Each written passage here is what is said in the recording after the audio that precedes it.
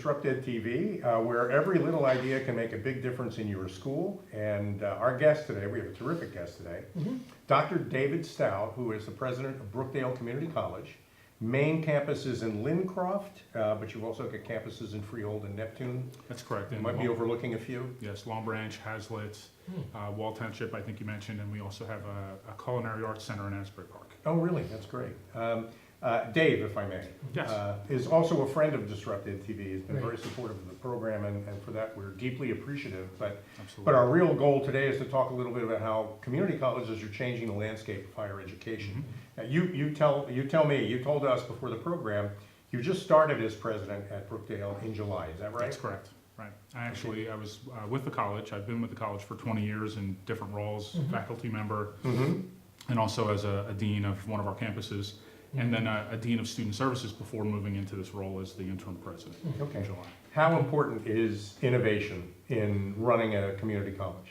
It's especially important now as we have a need really for us to change with the times, and because of technology moving so quickly, technology change is moving things so quickly. We have to be ready to be able to address the needs of our learners as technology is changing. So we have to be innovative, and in order for us to survive, we have to be innovative. But we're also uniquely positioned, I believe, for us to respond to some of those changes that are happening out there in the business world, and that's one of the reasons why the community colleges have to be innovative. They have to be responding constantly to some of those changing needs in the environment. Really? So that the fact that the school is wired into the local business community is key, because you get some of your ideas from local businesses. You get some of the ideas, I guess, from the students in the school. Oh, that's correct. And also, economic landscape is changing for higher ed. People can't afford the traditional four-year higher ed model anymore. That's right. So how do you help with that? Well, I just wanted to mention that community colleges have a set of pillars that we rest on. And affordability and access are two of our major pillars. So that's one of the reasons why we're spread throughout the county. We wanted to make sure that that students were able to access higher education without having to drive long distances. Wherever you go, you're local. Exactly. But and I'll get back into access in a little bit, because we're enabling access in unique ways now. But the affordability piece is a very important part of the mission of community colleges.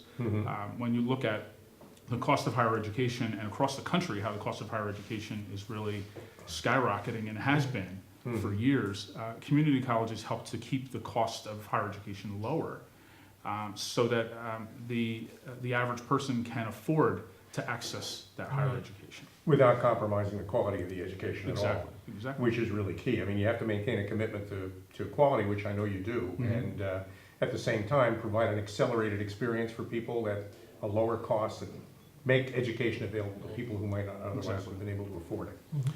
This is exactly true, and as I was mentioning earlier, that we have we're pretty uniquely positioned, I believe, to offer both accessible and affordable education to, and we're expanding that access and affordability. So, just as a quick example, over the last couple of years, we've been working on our early college high school initiative. Early college high schools are popping up across the country, but we were the first one in the state to have early college high school. Poseidon and Rich Allen School. And St. John Vianney were the two first early college high schools that we had. So with these programs, we're enabling high school students to begin taking college courses in their freshman year of high school, and they actually complete their college education, their associate's degree education, a month before they finish their high school diploma, which is pretty incredible. So they're able to access their college courses without really leaving their high school, which is great. And we also reduce the cost of education, because those courses that are offered in high school are at a discounted rate, because they're offered in the high school environment. So we have these students who are graduating from these early college high schools that they're 2 years ahead of their peers, because they've finished their associate's degree. They were able to access their higher education right in their own home high school, and they're able to come out with a significantly reduced cost. So 25% less potentially over the traditional transition from a normal high school to a higher ed, and that can add up to a lot of money. Exactly, and when you consider the fact that these senior institutions across the state and really across the country are looking at our courses as equivalent to theirs. So the transferability of the courses also helps to reduce the cost of the education. If the student is coming out with an associate's degree and they're able to take that entire package over to their next university, they've dramatically cut down the cost of that 4-year university education. Have the number of courses changed for community colleges over the years? The number of courses offered? There has been a proliferation of community college courses, so Okay. we have to follow a statewide model for general education where Okay. everybody has to have writing and reading and literature courses. That would be social science courses, history, math. So everyone in the state has to have those categories of courses. But then in order to help students to have some variety in the course choices, we have multiple courses that fit into each of those categories. Okay. So you do see a growth of the number of courses that can fit. And really the number of options that we offer in terms of majors has also expanded. Okay. So as those options have expanded, we offer more and more Okay. educational opportunities. Yeah, for organizations, companies that offer tuition reimbursement, you offer evening courses, weekend courses for people who are in jobs That's correct. to earn college credits part-time. Yeah, and this is really one of our missions in terms of the accessibility and affordability of the education. We want to work with employers who offer tuition reimbursement programs so that we can keep the cost of that education even lower. Now, obviously, a free community college, which is a topic which is really hot right now, free community college is the ideal. And nothing is ever really free. Someone is paying for that. But if we can link students and prospective students up with employers and have the employers paying the tuition, because ultimately what we're doing is we're helping students to prepare for the workforce. Right. So there is a symbiotic relationship that exists there. Oh. If they can pay for the tuition and we can provide the education to help to prepare those future workers to go out in the field, then it's a win-win, and it becomes a free community college for that student. For that Right. student. So that's what we're doing is working with employers to link those students up with tuition reimbursable programs Credit. so that they don't really have to pay for their own coursework. Okay.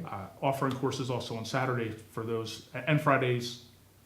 Also, that's a very popular idea for those that are working. Sure. They can take evening classes, Saturday classes. And then again, it allows a person to be able to continue to professionally develop even if they're not going to necessarily leave their profession. Right. Continue to professionally develop, earn that associate's degree, transfer the credits on, and they can go all the way up to graduate degrees. That's great. We have to take a break. When we come back with President David Stout of Brookdale Community College, when we come back, we'll talk a little bit more about how you partner with businesses like that, for example, to provide those opportunities for their employees. Great. We'll be right back with more DisruptEDtv after this. Stick around. Thank you.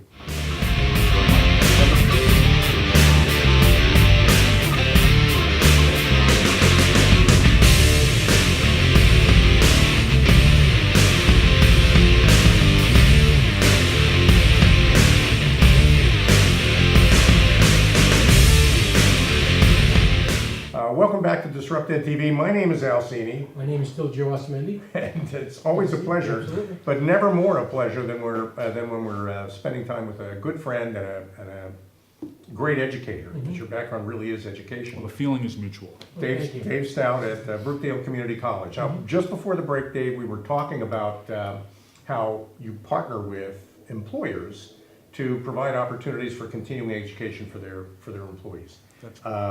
That gets us into a whole discussion of how you're integrated inside the community. Maybe you can talk about that. Sure. First, offering those tuition reimbursement kind of programs, we're working with various companies where we can link directly with those companies. And we have a few partners that we've been working with for years that we are essentially their primary trainers. They send their employees to us. We can actually even deliver our programs right in their buildings. So we are, as a community college, we're very nimble in that way. We can move education wherever we have students. So we'll take some of our training directly to manufacturing plants and also right into office buildings if we need to. I've taught classes in police departments before because of police officers coming off of shift. They Right. can come and take a class before they go home. Mhm. So we can do those kinds of things. And one of the areas that we're working very strongly with right now, it's an emerging set of relationships that we have with the trade, with trade unions and also with the building trades, where we are offering a construction program that starts off as a non-credit program Okay. where individuals can learn just the basic skills of construction, and then as they continue to take those courses, we wrap more architecture into the education, so that by the time they're finished with the training program, they get architecture credit, Mhm. and we link them directly with employment. So they're basically consider our training as almost a pre-apprenticeship, and then they can go directly into work. So all of those students who've gone through our construction program have been linked directly with companies That's where they've important. gotten employed. And those programs really come from your responsiveness to the needs of the community that you serve. I Absolutely. mean, you get the ideas to teach the courses from the companies that need the people who know how to do these things. Right. So I think that being able to respond to the requirements of the community that way is a hallmark of an effective community college. This is a piece that's very important to me because, as I mentioned before, I've been with the college for 20 years.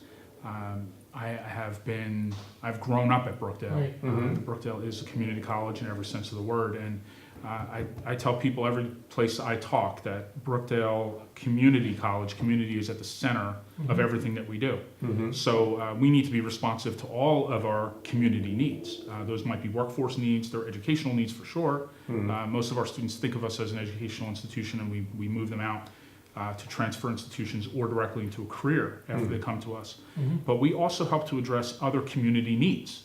Mhm. So we wrap these services around education in order to address the community needs. So an example, we have a displaced homemakers program. So if a person has lost their primary source of income, they can come to us and they get free counseling services. They can access clothing for interviews, and they have a support group for displaced homemakers. We offer a youth GED program. Oh. So you may not think of a higher education institution as offering a GED, but we offer a youth GED program where, as we know, many students they don't necessarily fit into their high school. And Right. they may drop out of their high school because of bullying incidents or maybe sexual identity or Mhm. so they leave the high school and then they come to us in the youth GED program, where again we're able to wrap around these support services You for can help them, them get a GED. get them through the GED on time. So That's they're great. essentially graduating at the same time as their peers are. No, I mean, that's important. That means that it's student-focused, which is really the key. So wherever the learner is coming from, you want to meet them there. And Exactly. you want to provide a program that makes them effective wherever they are. They don't need to jump over a bar in order to get to Brookdale. They can get to Exactly. Brookdale right away. What's so interesting is how integrated you are into the community. I mean, it's such an integrated part of it. It's great. That's Beyond key just for- the school. You know what, that's a great question, Joe, because on another program, we explored something called the Innovation Network Right. with a couple of the professors from Yes. Brookdale. Mhm. And it sounded to me like an externship where students actually went into the community and Right. worked on projects. That was a very innovative program. The Innovation Network we're very proud of. Yeah, Tim. And yeah, the TIN project we're very proud of. And we're going to see some great things coming out of the TIN project over the next couple of years. So you guys just watch that. Okay, great. But I did want to step back to a comment that you made about, and it really relates to our history, how integrated we are into the community. So our very first president, Irv Harlacher, Mhm. he spoke about how he wanted all of Monmouth County to be Brookdale's campus. So we should be able to deliver education anywhere where there are students. And everybody in the community is then our student. Mhm. Right. So we have these community centers that are spread throughout, as you mentioned before, all the locations that we have. We spread those out so that we're accessible in any part of the county, and there's no one in the county who can't get to one of our locations. Mhm. And when the institution was first established, it was very innovative. We had, and many people who may be watching this show who had experience with Brookdale in its past, we were the college without walls. So you could walk into a building and walk through this giant expanse of our building and never hit a wall. All the classrooms were in these temporary, we had these temporary sort of modular rooms, and the ceilings were very high because the president believed about this open space environment for education. The more open the space was, the more creative thinking you would see in the students. And so we have this history of being very innovative Right. and not necessarily thinking that all education happens inside of this box or addressing students who sit in these single file rows. TIN is one of those examples. We believe that students learn a lot when they get out of the classroom and they begin to apply their skills out into the community. And then when they have to ask for advice from other people, other experts, when they have to learn not just the specialty that they're good at, but when they have to learn the things around that specialty that make a successful outcome. It's one of the things that employers tell us. We, again, part of the engagement with the community, we have employers who come to us on these advisory boards and they tell us about what their needs are for certain programs. So as a business advisory board would come from the business industry and would come talk to our business faculty about what they want to see. We have these advisory boards for most of our departments. And what we find across all the advisory boards is that they want students to graduate with communication skills, with team working skills, with the ability to think critically, the ability to solve problems in novel ways. So we built the TIN program to address those things. To encourage people to learn those skills, because that's what they're going to need when they get Practical out. skills rather than theoretical skills. Exactly, that's exactly right. Right. We need to take a break. When we come back, we'll talk more with Dave Stout, President of Brookdale Community College. We'll be right back with more Disrupted TV after this. Stick around.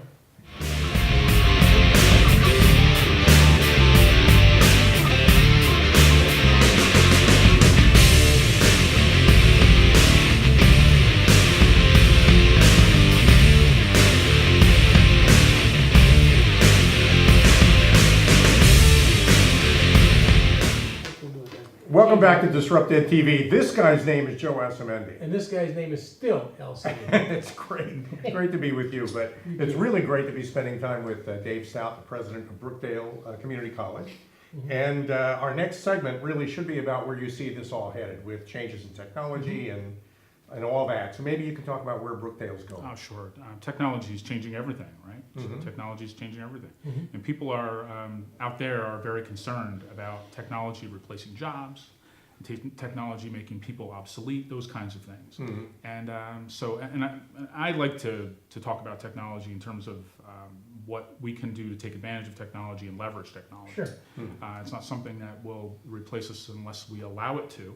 So we need to be changing the way that we deliver education, and delivering education through online means is one of our hot growth areas.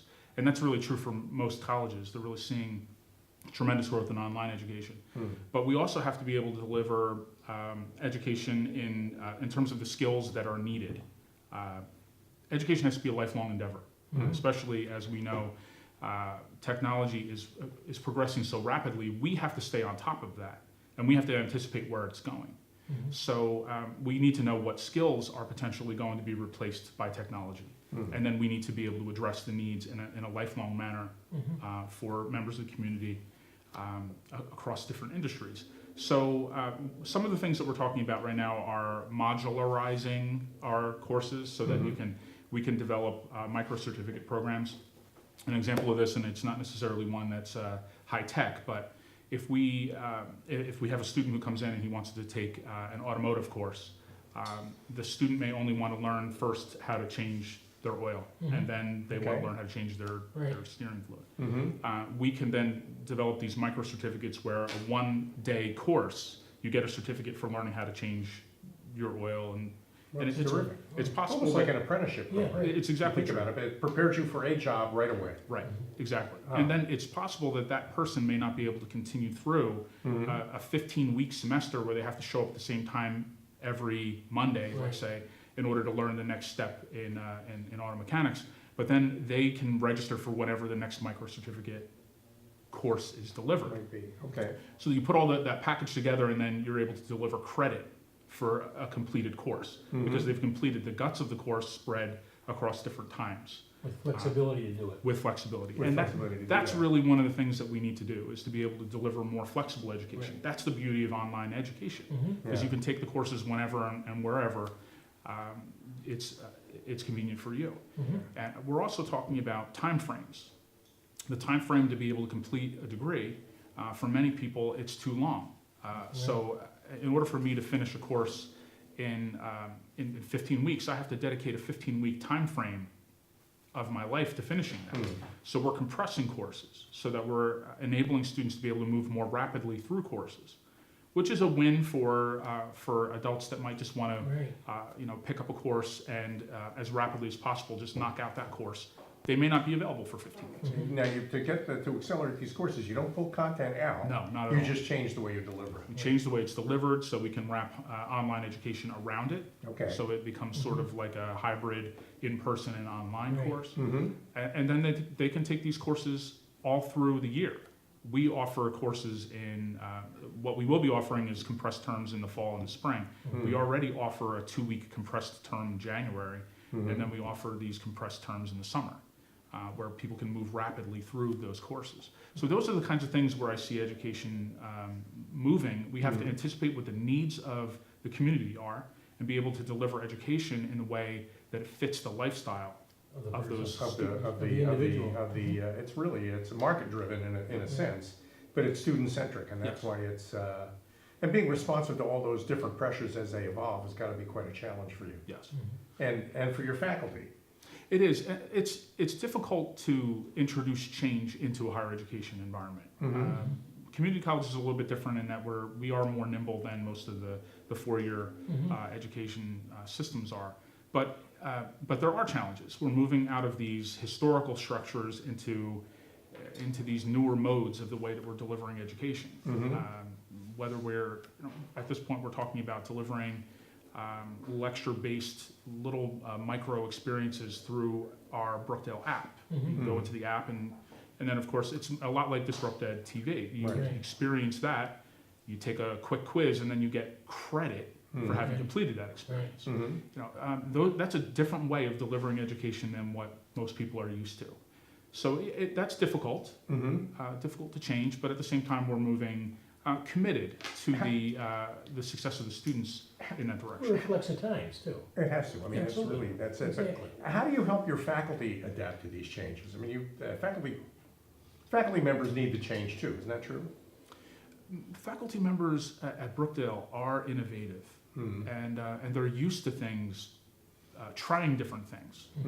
We have as I mentioned before, a history of being innovative. So they love the idea of trying things that are different. The collective of the faculty, you put everybody together, and that's where you see more concerns being raised. So the way that we deal with things at Brookdale is that we're very collaborative. The administration and the faculty come together and we talk about these are the things that we see that we have to do. We have those discussions out in the open, and we form committees so that faculty members have the ability to sort of design the programs the way that they see it, because they're the educational professionals. Well, that's Right. it. They know. Right. Okay. So then, and the essence of leadership in an environment like that is to allow people to innovate. Yes. Listen to them when they come up with ideas. Support the ideas wherever you can. I mean, they're not always practical, but you try. Right. And don't be afraid to fail forward, because every now and then something you try isn't going to work. That's exactly right. I love the phrase. And We don't necessarily like to say failing forward, but falling forward, Falling stumbling forward. forward. give people the Absolutely. yeah. opportunity to take a That's risk. it. But if you don't try anything, then nothing will ever change. Yeah, That's absolutely. why it's that's great. And you mentioned too before the program that you're 20 years at Brookdale. That's right. You were a faculty member. That's so correct. Dean? you come to the experience of being a university president, school president by way of the faculty.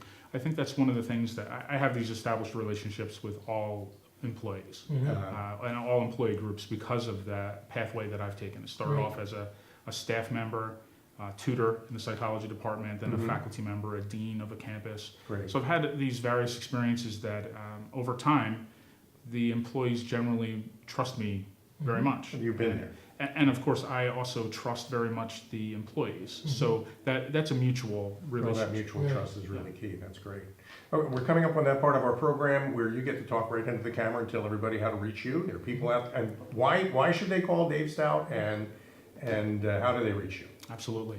I want to talk to every single individual who's interested in what we're doing here at Brookdale Community College. So I invite you to email me directly at dstout@brookdalecc.edu or to give me a call, 732-224-2204.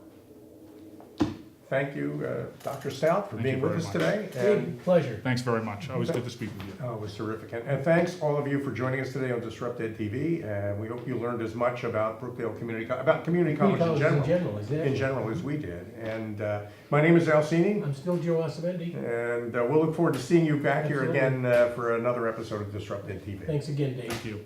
See you next time. It's great.